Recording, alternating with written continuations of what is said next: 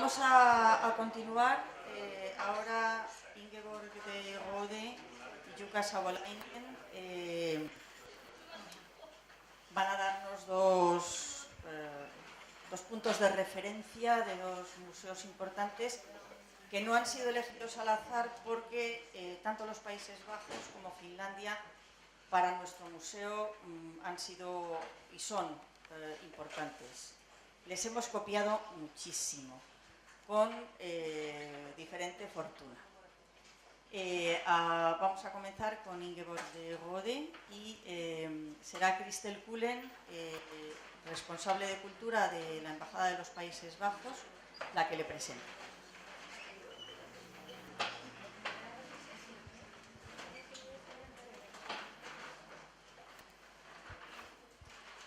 Muy buenos días a todos. Se oye, ¿no? Funciona, sí. Nada, para mí es un placer volver a Málaga. Es la tercera vez que estoy aquí. Y bueno, pues por algo será, supongo. Holanda algo tendrá que ofrecer en el campo del diseño y me alegro que así sea. Y además me parece muy emocionante formar parte, de alguna manera, aportar un granito de arena a este emocionante proceso que ha empezado el Museo Nacional de Artes Decorativas, que es un proceso largo, pero creo que es fantástico hacerlo así en conjunto con escuelas, con diseñadores, con alumnos y además con algunas personas expertas del exterior, como es Ingeborg de Rode. Ingeborg de Rode es conservadora de diseño industrial del Museo Stedelijk, ahí lo podéis leer, en Ámsterdam.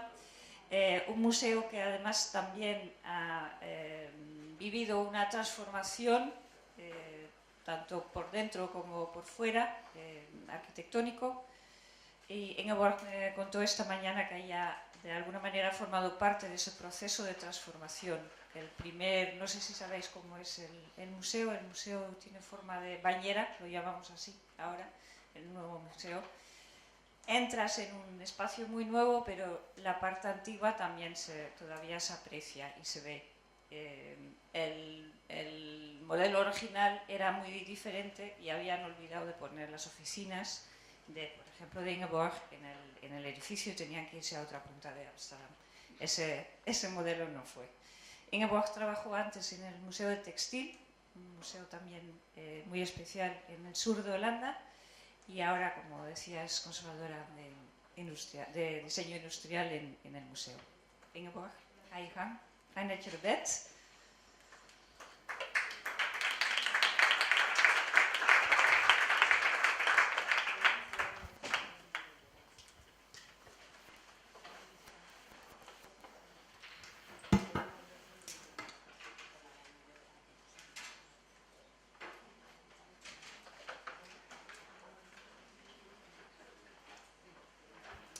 Well, hello everyone.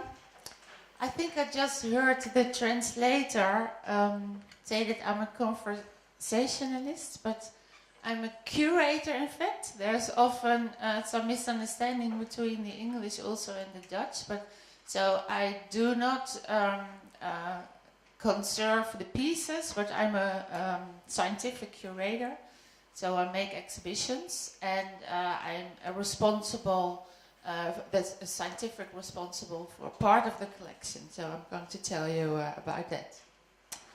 So that's why curator industrial design is here. So I have half an hour. I will check my watch. Okay, I'm going to tell you a short history of the museum and our collection, because I think many of you maybe not know the museum. Then I will tell you some points of departure for our collection and for collecting, and some points of departure for exhibitions, and I will show several exhibitions, and well, I will come to a conclusion and maybe suggestions then. So a very short history of our museum in Amsterdam. It is now the biggest museum and the most important museum for modern and contemporary visual arts and design. But it started with a visual arts collection in 1874. It was the first public collection of contemporary art then in Amsterdam, and it it started with private funds, so by citizens of Amsterdam.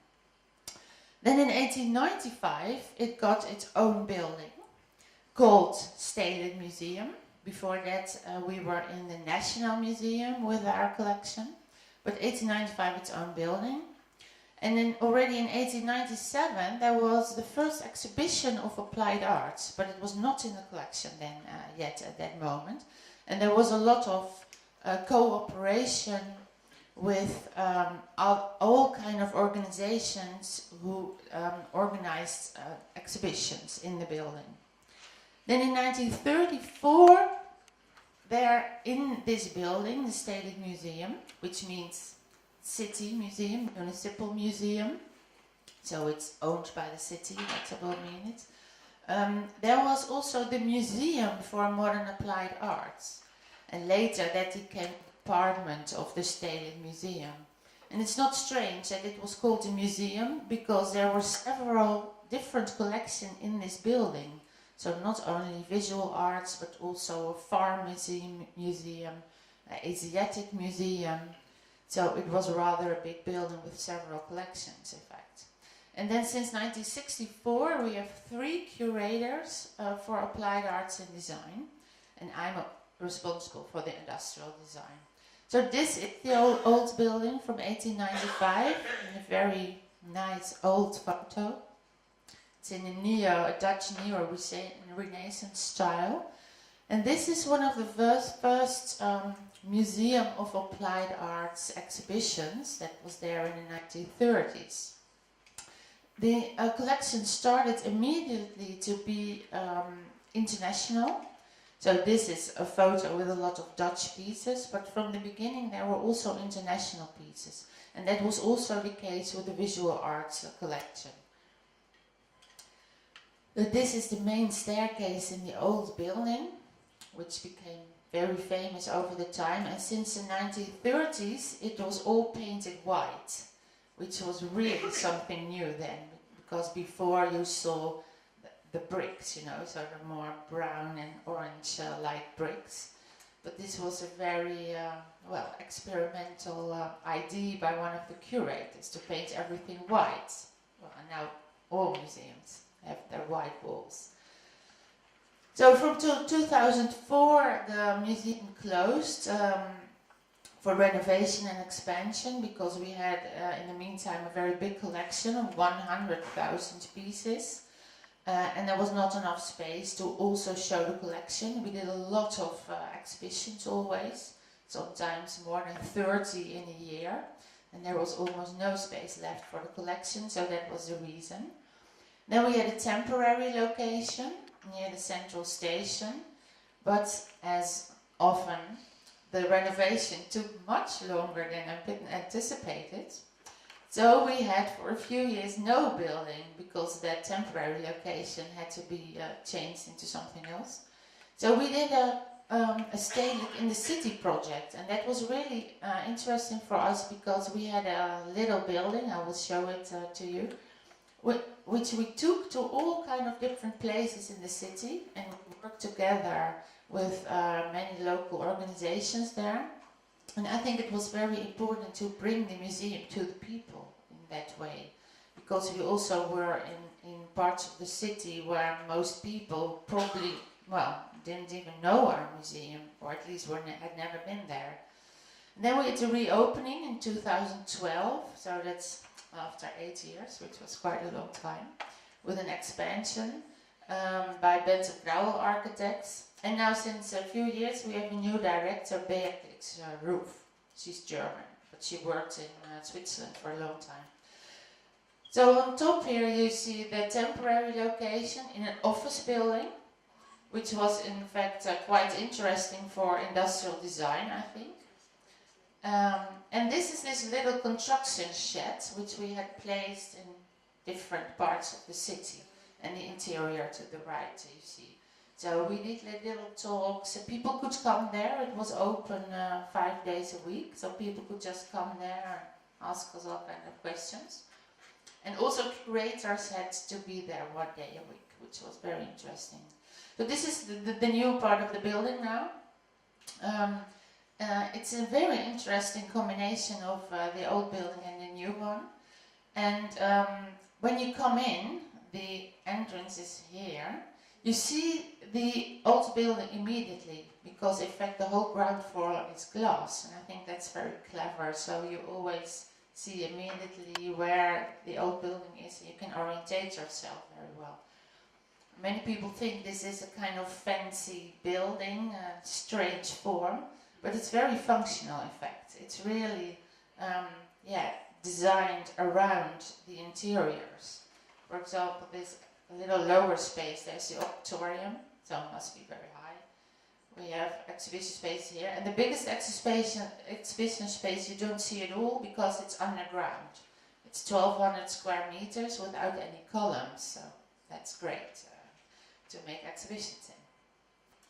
Then our core values of the museum. We made them together with Beatrix Groef, our new director.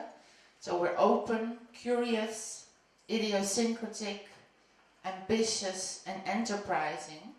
And I think these were values that were already there for a long time in the museum. We are especially well known for our very contemporary shows. Well, that means you have to be open and curious and idiosyncratic, of course. So then the collection. Our whole collection is over 100,000 objects. The Applied Art and Design collection is more than half, in fact. And the funny thing is that our museum is very well known and has been very well known always for the painting collection, especially the paintings, in fact. But most people don't know that there's so much design, because it was not very often on show, of course in temporary exhibitions, but not so much in collection presentations, because we lacked space. And so we were very happy after our reopening. There was a lot of space for our collection. So now, well, everybody who has been to us since our reopening knows we have a very big design collection. There are 3 parts of the collection: industrial design, for which I'm responsible, with many different pieces, but the biggest are the fabrics, and especially important is the furniture design collection. Then we have applied art and design, which, well, it's more the unique pieces, small series. And the graphic design collection, which is huge, what you see. A lot of posters, books, leaflets, etc. I show you very quickly just a few highlights of the collection so that you have an idea in which context our collection is. So painting, very important for us. We have the biggest Malevich collection outside of Russia, for example. Of course, Dutch painters like Mondrian also. These are both from the 1910s and 20s. And our collection starts, in fact, in the second half of the 19th century. But in fact, the most important part is really 20th and 21st century. And that is for all the collections. Then we also have important pieces on paper, like the Hardy Matisse work. It's very big. This is about 4 or 5 meters long. La Peluche et la Sirène, which you see if you take a quick look. Here is the Sirène and here is La Peluche. So it's a collage. And it's, well, we call it the Rembrandt, the night watch of our museum. Then we have installations, sculpture, of course, like the Beanery from the 60s, where you can really go into one by one. Probably the most, loved piece of the museum by visitors. Photography, for example, by Lineke Dijkstra, but also a very good video collection, which started already in the early 70s. Very early video pieces also. And then a few pieces of the design collection. Pablo Picasso ceramics, for example. So there are many connections between the design and the visual art collections in the museum. We also have furniture by sculptor Donald Judd, for example. So that's very interesting, I think, of this combination of collections. Then a jewelry collection. It was one of the very few collections that started in the 1960s and was not already there from the beginning. Also very important textile artworks. We were very, our curators were very interested already early in textile art movement. Then one piece of this very big graphic design collection, 3 posters belonging together, and I think there's only one other set somewhere, of course in France, by the French designer Cassandre. And then a few examples of the furniture collection. It starts in fact with Tonette. Well, that's not very surprising, maybe. Many museums do that.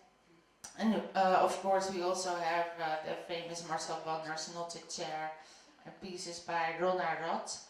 And in a big part of our collection, especially in the furniture collection, innovation is always a very important point, which is the case with all these 3 pieces, of course. And then I think the most important part of our furniture collection is about Gerrit Rietveld. He was, of course, a part of the style movement in the end of the 1910s and the 1920s. We have about 100 pieces in the collection, and this is by far the most important piece, because it's a whole room designed by him, which was in the Amsterdam house, made in 1926. The bedroom for the Hardestein family. And it is, besides the famous Rietveld Schröder house interior, it's the only whole interior from Rietveld from this period that still exists. And well, we built a box around it, and you can not enter it anymore. Visitors could be possible, but of course we don't do that anymore, so you can peek inside through two doors and 2 windows. And then, okay, so just to tell you something about design in Dutch museums, because it's very different from most other countries.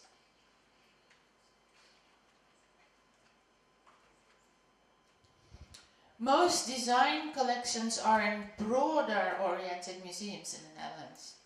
All the big cities, Amsterdam, Rotterdam, The Hague, Utrecht, Arnhem, Groningen and Apeldoorn, have municipal museums which focus on visual arts and design, which is quite unusual, I think.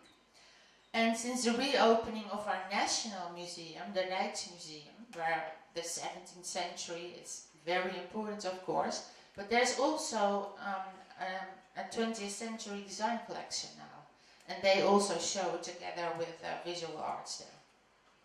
Then we have specialized museums, which are in other countries also, of course, ceramics, for example, textile museum, where I used to work, glass museum, architecture. But there is no applied arts or design museum in the Netherlands up till now. They started one in the 20s in Haarlem, which is a smaller city near Amsterdam. But somehow, because of political and financial reasons, it stopped at the end of the 1920s. And that was in fact the main reason why in the 1934 the Museum of Modern Applied Arts in Amsterdam started. Because it was nearby and they still wanted something like that. But so then it was incorporated in the Stedelijk Museum. And we now since 2015 have a cube design museum in the southeast of the Netherlands. But they have no collection. So in fact it's not a real museum, although they call themselves like that. And we have the Stedelijk Museum in 's-Hertogenbosch, which is also a municipal museum. They were focused on ceramics and jewelry, but now they have the plans to make themselves into a general design museum.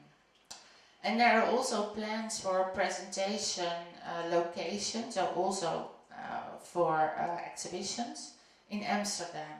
We are thinking of doing something separate, but there's also another museum the Architecture Museum from Rotterdam, which is also trying to do something, but we don't know yet how that will come out.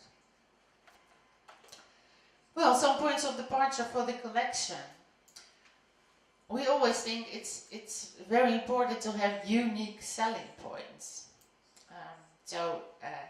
Things that you can see nowhere else. And for us it's very important to have good relationships with designers, artists, companies. Our museum is very artist driven. That's not only for the design collection but for the whole collection. So we work together a lot with living designers, artists, or with their hairs. Innovation is very important for our collection. It's maybe not so much focused on technique as in more real design museums, but innovation, for example, in the furniture collection is always a very important topic. And it's not only about materials and techniques, it can also be about the concept, for example, or the meaning of pieces. And now in general we are more going to focus again, I must say, on non-Western arts and design. We had non-Western exhibitions in visual arts already for a very long time ago, in the 1950s already. And I think it was there was a little less interest in that for some time, but now we really want to focus on it again, you know, to be global again. And I think that's really, that's a must in these days.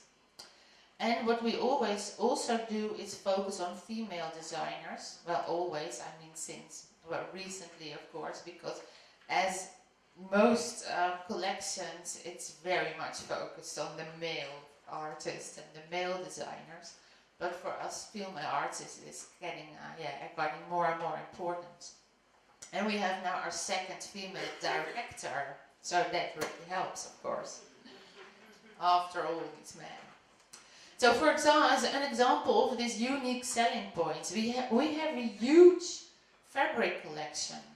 So interior fabrics for curtains, but also fabrics for apparel, so for clothing.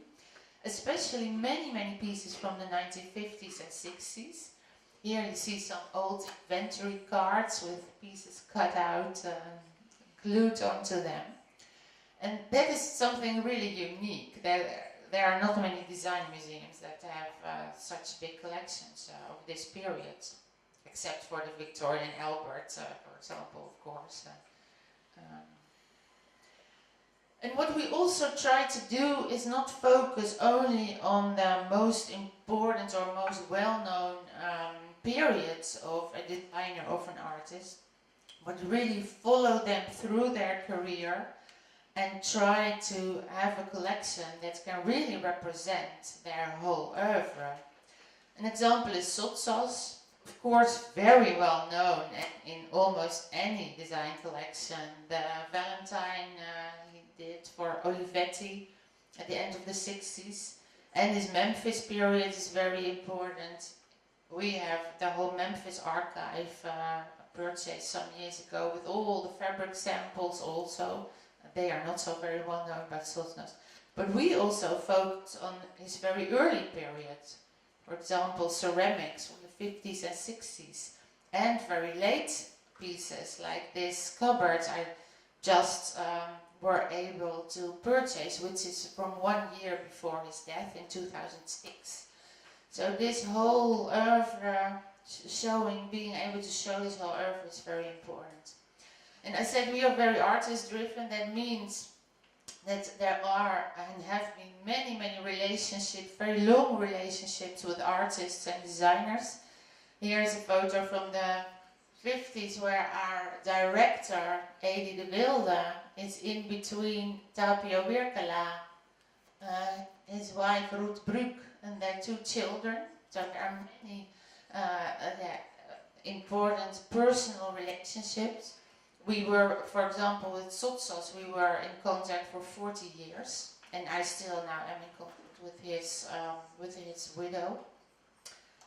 Then it's also important for us to show that design is not only about glass and ceramics and furniture, which people associate it with very easily, I think, but it's also about something like this, a submersible pump, Scandinavian design. And that's not coincidence. We have a very big Scandinavian design collection because Scandinavian design has been very important for Dutch designers also. We collected that since the 1930s, and we still do. And we even had an exhibition, although we don't have it in our collection, of huge pieces like this. This is a very big anchor used for ships, which was on show here. And so again, showing people what design is about. And we're now focusing more and more on also the ephemeral design developments. This is not ephemeral, what you see here, because this is the lost luggage designed by Janne Kutanen. These are all 3D prints, but the real work is on a USB stick, in fact, because it's about data, but which you cannot show, of course. And his idea is that if you have this data, or you can send it to anyone in the world, when you lost your luggage, you can have it printed out anywhere where you want. And this is all 3D printed in one go. So it's amazing to see that. And you can wear the dress, and there is of course a USB stick. So that is the real work, in fact. And we're going more and more into these kind of developments, of course, that design is not only an object, but it's also about processes, about ephemeral things. And one of our last purchases was the Refugee Nation flag designed by Sarah Yaid. So we're focusing more and more on social design topics. She designed it for the Olympics last year, where there were about 10 or 11 athletes that had no country anymore because they were refugees and they didn't have their passports from their country anymore. So they were a special group, and she made this flag for them, orange and black like the life vest, of course.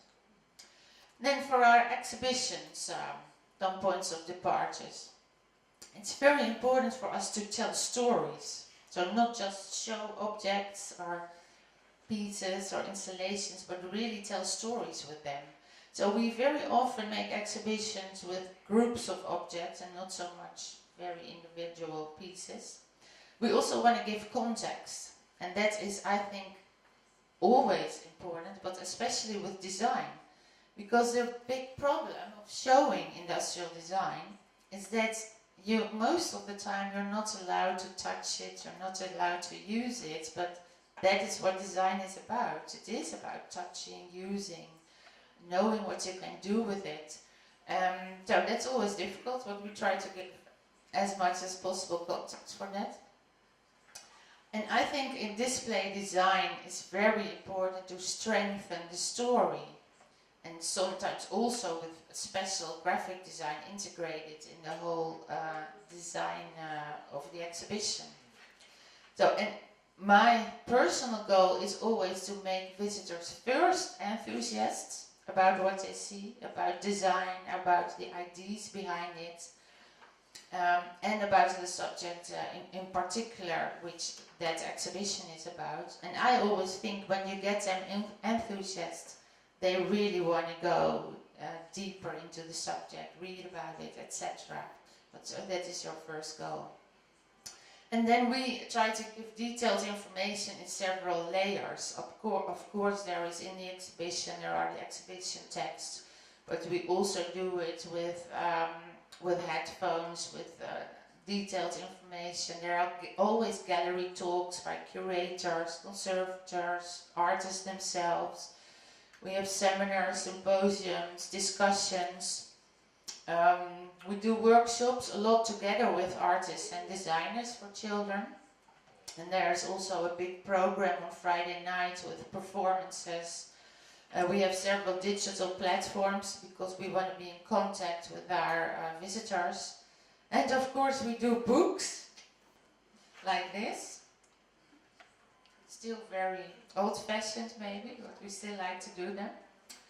Then about showing design. We had a very famous director just after the Second World War, Willem Sandberg. He showed already art and design together, which was very new at that moment. But we did also big exhibitions like Energies, where, for example, Issei Miyake had his whole own room, but next to Frank Stella, for example. By the way, we don't do fashion, because there are other fashion museums in the Netherlands, but we have some Miyake pieces because the fabric is interesting. Here we also did the integrated design with about the 60s. There are prints, there's design, there's photography, well, everything together, mixed. But when we opened in 2012, we had for the first time a big design collection presentation. So separated from the visual arts, because our then director didn't think it was a good idea to mix it. And we were quite happy with it because for the first time, as I told you, it was very obvious that we had a big design collection. So we give context in a film where you see all kind of photos from conservation, from the depot, from design, from using, from advertisement. And we had a special display system designed by Gillian Schrover of Concern, which was very minimalistic. So all focus really went to the pieces. Here another example. And we started 2 years ago when our director Beatrix Roef came to start mixing design and visual arts again more. Because she's very in favor of that. So here, it's almost difficult to see, but there are 3 white paintings by Malevich above it. Difficult to see it on the photo. And now we are preparing a very big collection presentation of art and design mix, which we will open at the end of this year, but in a display design by Rem Koolhaas, which you see here the drafts of. And this is the big hall, which is underground, 1,200 square meters. And so it will not have separate rooms, just walls. So we're all very excited how that will be. And then we have the temporary exhibitions, which is my last point I want to make. About some points of departures. We always try to make big exhibitions for a very wide audience. That means when it's rated A or B, we must have 150,000 to 200,000 visitors for an exhibition.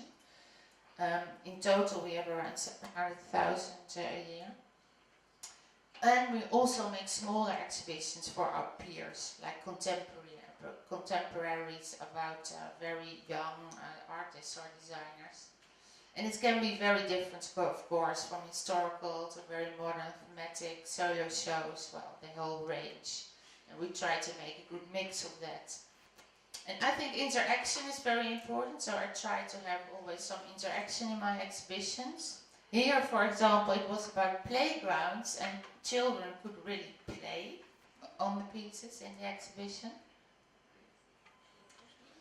This is very different because it was a group show with separate pieces that had nothing to do with each other, so we showed that to give all their own plinth. Here, this is in our temporary location where you see the very industrial look, how we try to prevent people from touching the objects, which is also a big issue in Amsterdam, I can tell you. So we put them in klamboes. And in our the collection presentation that was there since 2012, we made a Q&A design, which you see here, this here. People could they could record films and ask us all kinds of questions about an object. And we answered them and put it on internet, so there anybody could see our answer. Here's an interaction piece by Dan Rozengaarde. It's when you walk around, the light comes up of the pieces, and it was also put somewhere outside in a very dark space where people could feel more secure. This is a graphic design exhibition where the wall with all the white on it had all kind of data on it, and when you walked towards it, it went bigger and you could read it better, for example. And I did a very big show with Marcel Wanders, pinned up about his career up till then, 25 years of design, in 2014, where there was, where the design was very important, the exhibition design, which was done by him, with very different zones. One more visual, sensoric, a black zone to the left, and a more scientific research zone to the right in white. This is about jewelry, because we have this jewelry collection where we did the design like it was a show in the 60s, which had been in our museum, with jewelry by Gijs Bakker and Emmy van Leersen. And my recent big show, my last big show was last year about living in the Amsterdam school, which is about very expressionist design from the 1910s and 20s, and we made this book about it. It had been a very long research project. And I really wanted the exhibition to look as if people would really dive into that time again. And this was the idea of the designers at that time, so it was very luxurious and very rich. And so I asked designers to try to capture that feeling, and so they made this design with specially made films, and there was music, etc. So all the senses were done. And I said we do a public program with events. So for example, we had a Taste It event together with the What Design Can Do conference.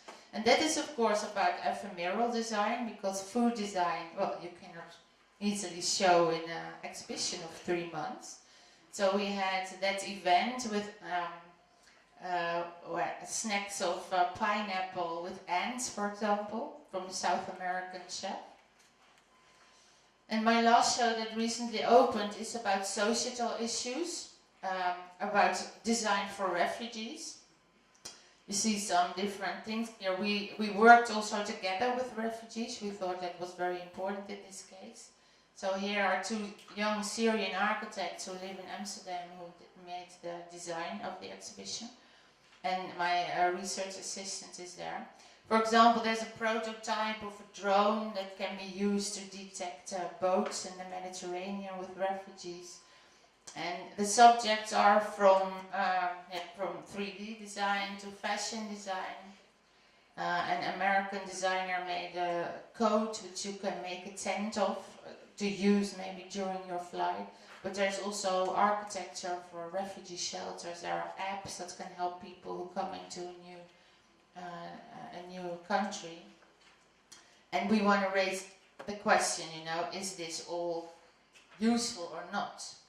So we also had a discussion about that, because there are many different ideas, of course, about how you should do things for refugees. So the conclusion, we are going to integrate design more in the total concept of the whole museum. There are new developments that are difficult to present and collect, so you really have to think how to do that, and well, we are doing that at the moment. And there's more and more interest for design in the Netherlands. I don't know how it's here, but there are many more cities want to do design, presentation, galleries, etc. And well, one of my suggestions would be that find your own specialties. So I think it's important that not all design presentations in the whole world look more or less the same.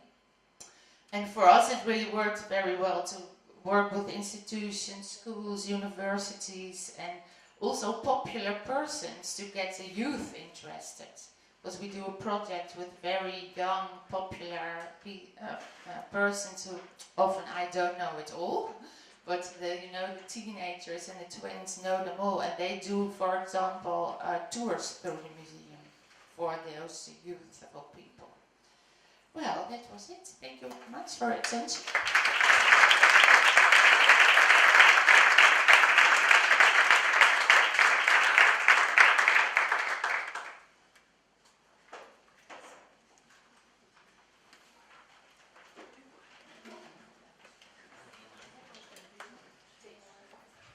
El diseño de esta mesa es atroz.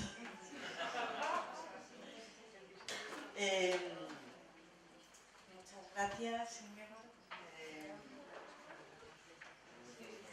Sarri, para nuestro próximo invitado, Jukka Savolainen, director del Museo del Diseño de Helsinki.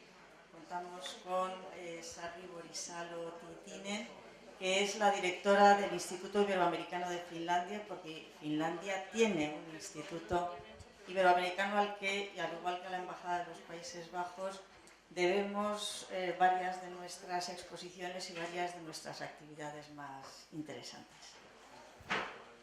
Muchas gracias, Sofía. Sí, agradecemos nosotros igual la larga colaboración con el Museo de Artes Decorativas en Madrid. Yo solo estoy allí desde el 1 de marzo, pero ya con muchos planes con vosotros. A Jukka lo conocí en Finlandia visitando el Museo de Diseño con el director del mencionado Centro Pompidou, aquí en Málaga, y entonces fui la anfitriona de él en su visita en enero. Jukka ya lleva 15 años trabajando en el Museo de Diseño y de allí viene nuestra próxima exposición en el Museo de Artes Decorativas, 100 objetos de Finlandia para celebrar el centenario de independencia de Finlandia.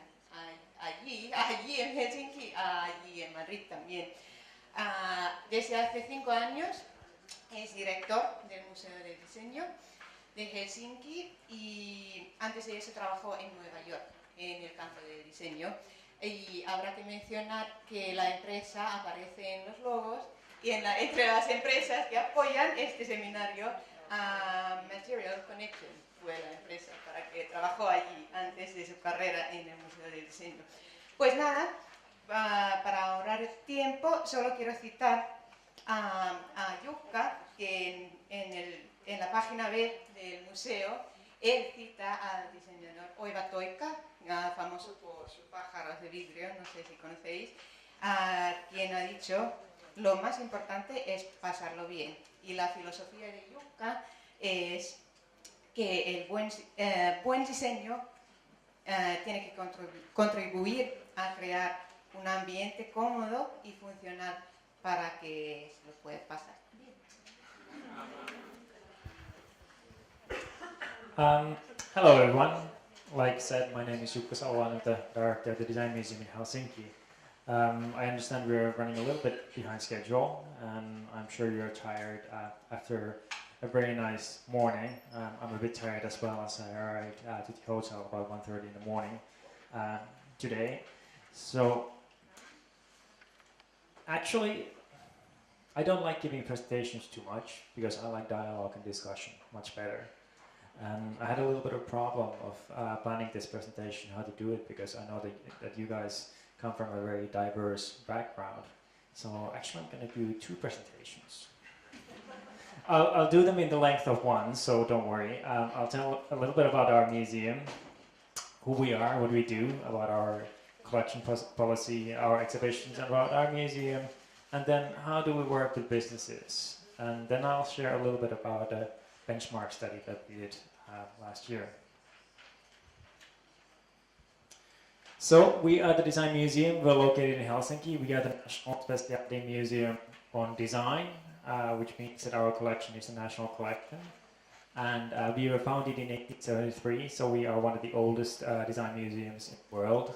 Of course, the first one was the John Abbott Museum in London, founded in 1851. And today we are an international design museum with a comprehensive international collection and activities. I don't know if the mic is running out of power or if I'm running out of power. This is our main location in Helsinki. It's a landmark building, so it's protected. And this is how it looks from the inside. So it's not the easiest building to work in, but we try to do the best we can. And we also have 3 other locations. We have the Design Museum Arabia, Design Museum Iittala, and Design Museum Nuutajärvi. And those in those locations we have the design collections of those factories, which were very important for the Finnish creative industries and industry in general. First, when the museum was founded in 1873, the collection was founded as a study collection, and the origins of it resembles the V&A collections and many arts and craft museums around the world. So it was, the idea of the collection was to educate not so much the public, but the industry and designers and people working in the government, for example, about what is good quality and what is good quality industry production in different parts of the world and in different cultures. Today our collection, we view it very, very carefully, and we acquire pieces to it in a very strict criteria, because our collection is quite large. It's about 75,000 pieces and about 140,000 sketches, and 40,000 sketches and about 140,000 images. And this is, of course, how industrial arts and applied arts were shown in the late 19th century. And this is actually from another collection exhibition we did in 2013 when our museum turned 140 years. And we wanted to kind of recreate the way the collections of craft and applied arts were shown earlier. And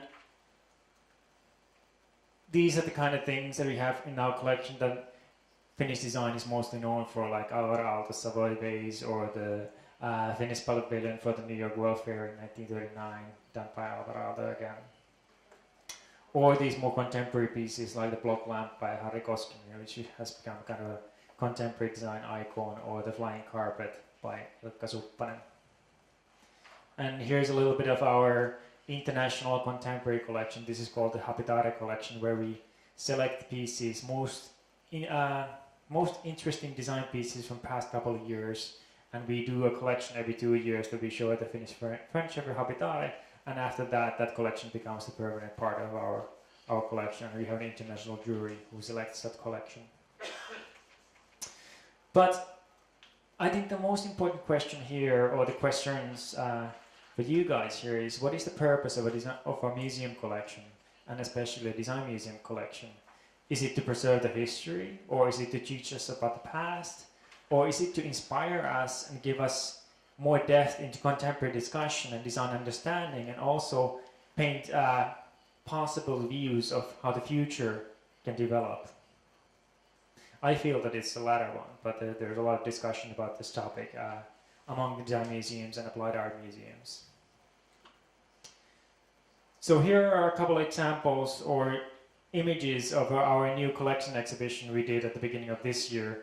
Of course, Finland is celebrating its independence centennial this year, like mentioned, and in the Nordic Welfare Society, design has been a very integral part of building that society and the kind of basic structures of that welfare society. And we wanted to highlight that much more in the exhibition. So we don't want to show only design and Finnish design and how that has developed, but we wanted to show how design has been an integral part of developing our society, and what impact that has had, and also the environment it was created for, and what the idea of the designers were at that time. So the exhibition is called Utopia now, the story of Finnish design. This is actually the entrance to the exhibition. And of course we show the more traditional arts and crafts, or here the glass pieces by one of the well-known Finnish glass designers. And here you can, for example, see that we also have the digital component present in the exhibition always. It's not an add-on, it's not the main thing, but it gives you the extra depth for those different target groups in the audiences. And here's a little bit more of the visual, how we did the exhibition. And of course, new technologies are very, very important in bringing that past and that history and things where they don't exist anymore into life. And this is unfortunately in the image you can't see too well, but this is a 3D program where you can go and you can experience the 1900 Finnish pavilion at the Paris World Fair, which was very famous and was a key block in building Finnish society and Finnish crafts. And it's quite a nice experience. And the only problem is that it was too nice of an experience in a sense. It was too immersive, because the 3D experience can be really immersive. And at the beginning we had, you have the visual, you can move around using the touchpad with your hand, and we also had a music and a soundscape in it. But once we had the soundscape, we realized that people couldn't navigate anymore. It was too much, so we had to take the headphones off. So then they understood better how they can actually move around in the environment. And of course, we encourage people to try and experience and have interaction with the exhibition. So this is actually this immersive projection where you can choose from Marimekko fabrics, and then you can make your own variations of it on a big screen or actually a big wall that you're immersed in. So together with the collection exhibition, we of course have a very diverse exhibition program, and nowadays we focus on design as we understand it, because of course design has been around for a long time, but if you talk about modern design, its origins are in the, let's say, mid-19th century with the industrialization, etc. So we focus on design post-1850. And we balance between Finnish design and international design in our exhibitions, and we do 2 major exhibitions per year and about 4 to 5 smaller exhibitions. And we redo our collection exhibition to about every 3 to 5 years, but we also, inside the collection exhibition, we have this changing page space where we do changing content annually. And these are just a couple examples of the changing exhibitions that we've done. So this is, for example, a famous, a very kind of weird and crazy Danish fashion designer head of the bib school we did in 2014, or a more contemporary, or actually a well-known designer, Eero Arnio, whose exhibition we had last year. And this exhibition was actually a very groundbreaking.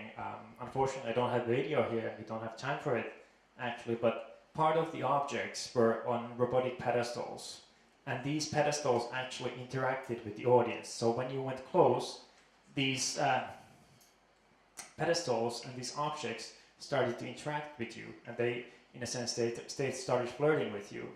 And as far as we know, this is the first time this kind of robotic architecture was done in a museum context.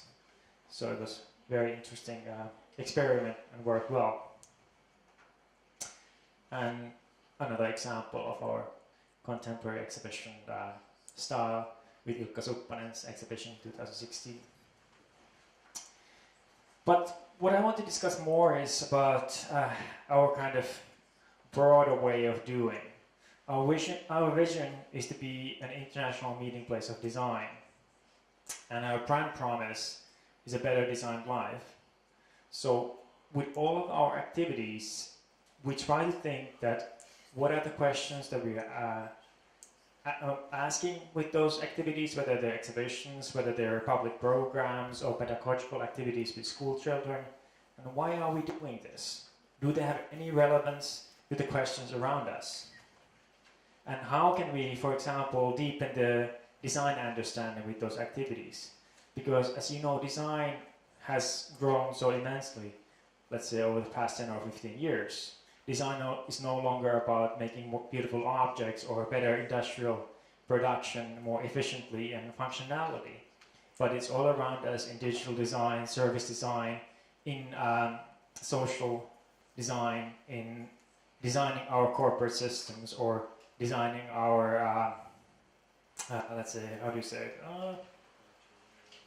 government systems, for example. How do we make them more service-oriented, and how do we make them more user-oriented rather than from the point of view of the service provider? And that's a very important question that we all have to tackle with, because our environments are changing so much, and design museums are in a very good position to work with designers and institutions and government officials to try to answer and to kind of make those things more clear. And because we have the historical perspective, we also have a kind of a deeper understanding. We can put things in context that maybe designers can't do so easily, or government officials can't, and decision makers can't do. So we do play a very important role, and I think it's important to understand that.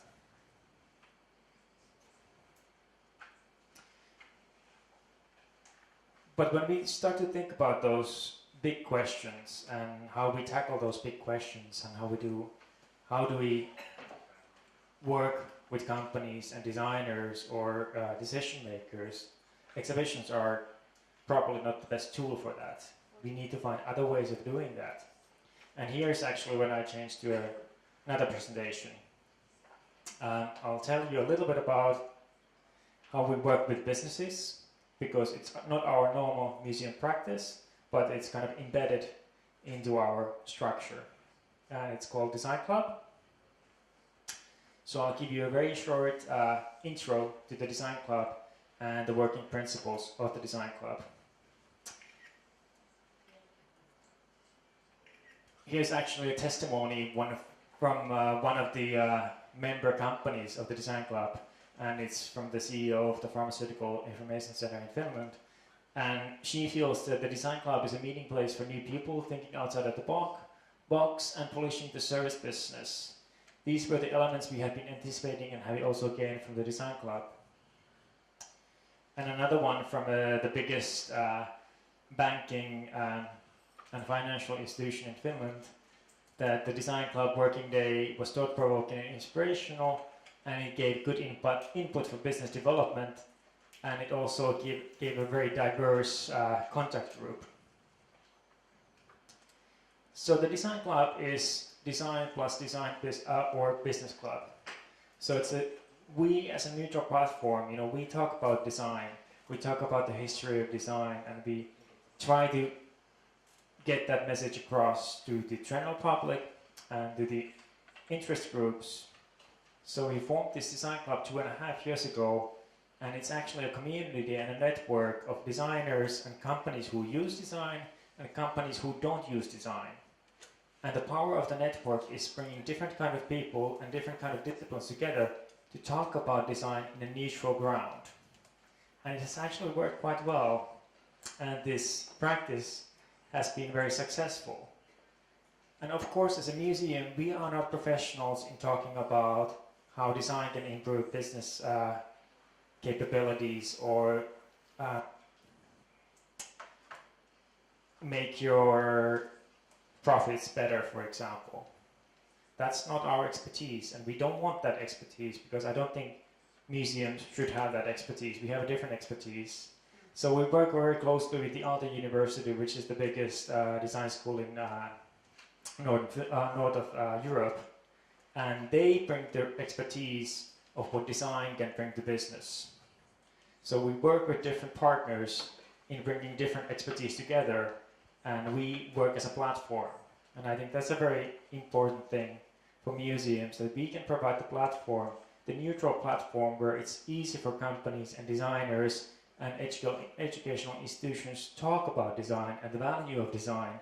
And when there's no promotion organization pushing that agenda, then it's much more easy for companies to discuss and open up also about their problems and share their problems.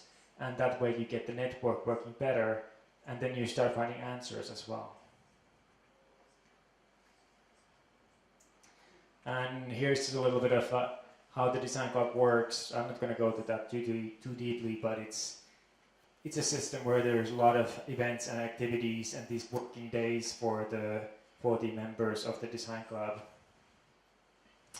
And they get different benefits for being in the club. And it's developing sales and customer management and your human resources, etc., etc. And it's tools for business reputation management. But like I said, I won't go too deeply into these. I'll leave my presentation and you can get these slides from there if you want.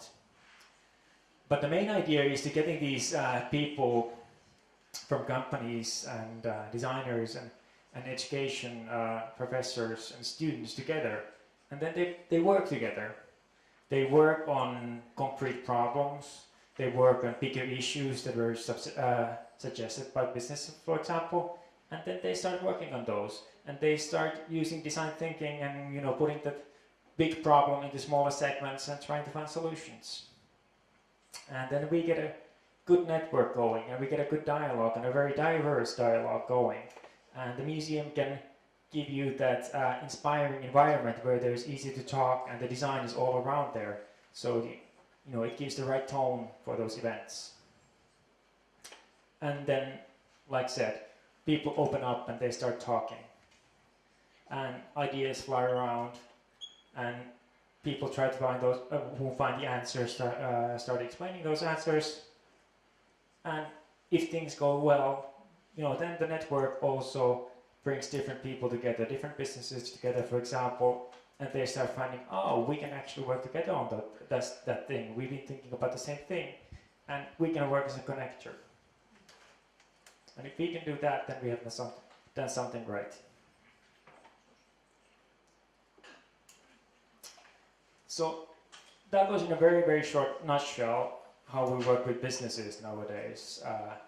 We do sponsorship like the traditional museums and other cultural institutions, but the Design Club is totally separate. It's separated from the museum's activities. We have own people who run it. They use museums' facilities and they use museums' activities as benefits for the Design Club members, but the Design Club is a separate business in a sense.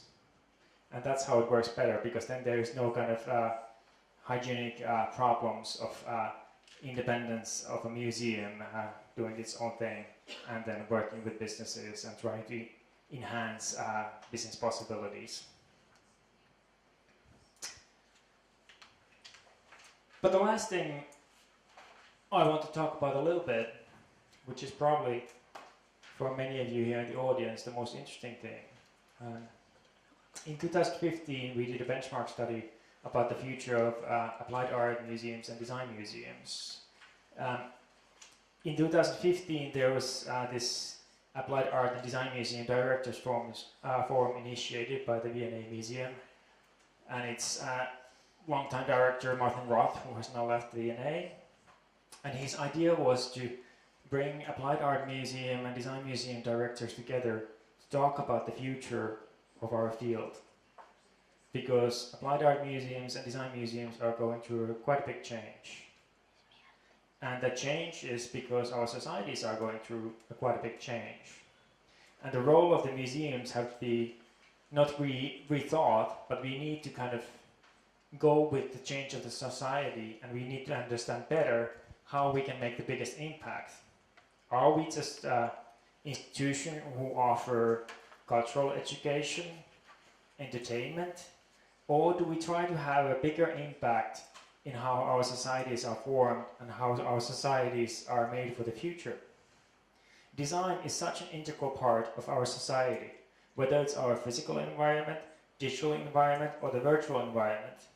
We need to understand the potential of design, and we also need to understand what is good design, and we need to demand better from the designers, because our society and our lives are so tangled in the virtual, in the digital, and the services that we have in our societies offered by the government or the cities, those are many times old-fashioned, and they don't function that well. They're not efficient, they're too costly, and we need to cut down on them because of that cost.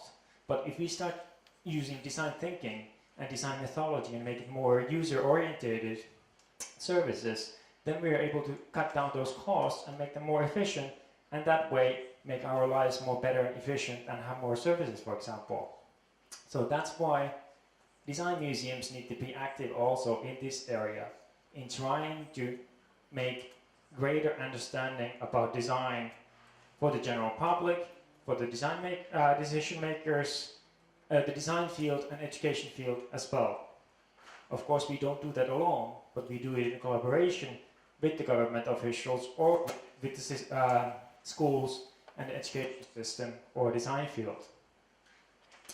Design is, at best, it's a collaborative effort. So in 2015, we did a benchmark study through this network where 14 museums took part. There was the Design Museum from Denmark, us from Helsinki, Design Museum in London, Mark from Austria, Museum of Applied Art and Sciences from Sydney, Architecture and Design from Ljubljana, one from Prague, one from Dresden, Germany, one from Iceland, and one from Lisbon, and the Stedelijk Museum also took part, and the V&A Museum in London, and then the V&A New Design Museum in Dundee, and the Vitra Design Museum. It was quite a nice study, a fairly long study, about 20 pages, the final report, but I'm not going to show the whole thing, I'm just going to show 2 slides. This is the first one, which I think is the most important one and most interesting. What do museum directors think is the most important task of a design museum in the future?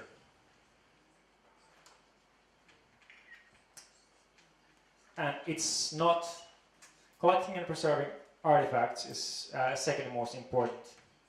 Well, of course, we have to preserve the history. That's the traditional role of museums, and that's, for example, in our case, it's mandated by law that we collect and maintain the Finnish design history and its development, and we need to keep that collection until the end of days. But what came out as the most important task of a design museum is a museum as a driver for change. And that's something very different from a traditional viewpoint of museum practices. That we are actually drivers for change. We are not only commenting on history or commenting on today, but we are actually pushing things forward. And of course, then when we start to answer that question or answer that task, that museums are driver for change, then we need to think, what are the tools how we do that change? How can we be that driver? What do we need to do? There are solutions, and I think every museum and every country has to find their own solutions which work then on a local or national level. But the kind of big issues and problems are very common in all countries, I would say. And this is the other one. I said that design at best is a very collaborative effort, and for museums likewise, it's a lot about partnerships and networks. You need to work with other cultural institutions internationally. You work with the tourism board, you work with the local council, you work with local businesses, you work with industry, and you get involved in community-driven projects like we've seen in the morning's presentations. These are all important aspects that we need to recognize and work on. And I don't know if my short presentation made any sense. Like I said, I'm tired as well. But I wanted to conclude with these 2 slides because I think this is a really important change that we need to recognize. And like I said, all applied art museums and design museums are thinking about this thing. How do we answer the demands of the next generation and the generation after that? What are museums and how they act? We live in the physical world and we live in the digital world and the virtual world. We live in a very international world, but we also live in a very local world.